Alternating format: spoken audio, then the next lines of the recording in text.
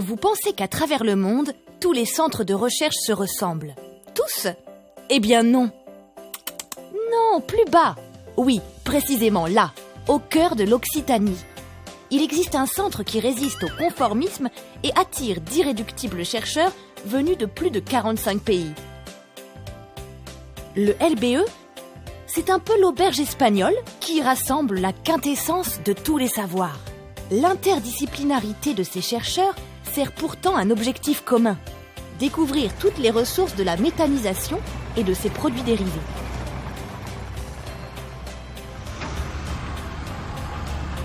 Si le LBE est reconnu à travers le monde grâce à ses très nombreuses publications, en France, le LBE a obtenu 3 fois le prix Polytech ADEME des techniques innovantes pour l'environnement. Osons le dire, ça gaze pour ces chercheurs qui se sentent pousser des ailes et s'intéressent à la bioraffinerie environnementale. Leur credo, donner de la valeur à nos déchets, et aujourd'hui, ils sont même parvenus à faire produire de l'énergie par de simples bactéries. Le LBE, c'est un peu une hydre à tête chercheuse? Alors l'hydre à plusieurs têtes, ouais, c'est une image intéressante parce que quand le LBE a été conçu, l'idée c'était de rassembler autour d'un même objet de recherche des compétences complémentaires qui vont de l'écologie microbienne jusqu'au génie des procédés en passant par l'automatique. Enfin, il y a des mathématiciens, donc des microbiologistes, des ingénieurs qui mènent une recherche sur un même objet. Donc à l'époque c'était uniquement pratiquement la méthanisation et ça s'est diversifié depuis. Les biotechnologies environnementales, ce sont des biotechnologies, c'est-à-dire des technologies qui utilisent le vivant, en l'occurrence dans notre cas des micro-organismes, au service de l'environnement, donc pour dépolluer les effluents et les déchets. Maintenant, la problématique a évolué. Nous, maintenant, on parle de bioraffinerie environnementale, c'est-à-dire de donner de la valeur à nos déchets et à nos effluents.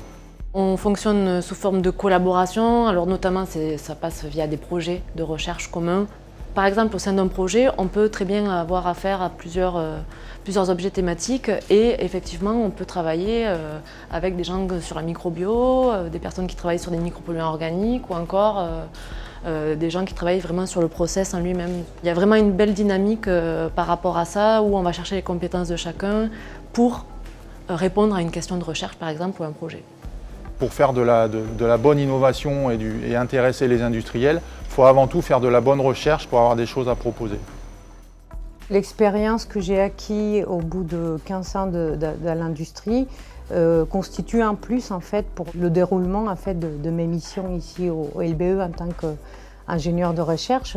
Les problématiques industrielles trouvent écho dans les questions de recherche sur lesquelles nous travaillons ici au LBE. Quand un partenaire industriel a une question, il s'adresse soit au LBE, soit à ITE, et en fonction de la réponse à apporter, c'est soit ITE, soit le LBE qui va répondre à cette question. On agit, nous, sur des questions qui sont des questions posées par les industriels, les partenaires industriels du laboratoire, qui ne nécessitent pas d'engager des actions de recherche. Le rayonnement du LBE, il est dans la sphère académique. Le rayonnement d'Inratransfert Environnement, il est plutôt dans la sphère, on va dire, économique et sociétale. Le LBE, depuis toujours, attire beaucoup de gens, que ce soit des doctorants, des postdocs, des jeunes chercheurs, etc., de l'étranger. Il y a toujours un grand nombre de nationalités représentées au LBE et ça crée une ambiance de travail agréable. Je trouve que ce mode de fonctionnement est vraiment très bien. Et en plus, voilà, c'est très convivial. C'est un petit peu familial comme façon de fonctionner et voilà, c'est très agréable.